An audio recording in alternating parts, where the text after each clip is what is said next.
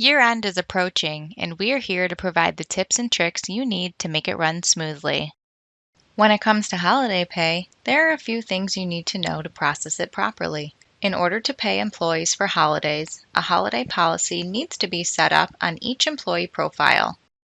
To assign holiday pay to your employees, select Employees and choose the employee you'd like to add holiday pay for. Select the Time Off section from the menu on the left and click Assign Holiday Policy. On the Holiday Policy screen, confirm the rate, then Assign. And repeat this for each employee before processing your payroll. When running payroll, select Time Off and enter any holiday hours used this current pay period. The pay amount will automatically calculate based on the defined policy. Remember that holiday hours will not accumulate or roll over.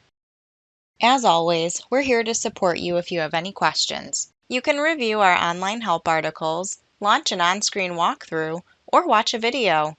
You can also chat, call, or send us a message. Be sure to click the Resource Center for additional walkthroughs, videos, and guides.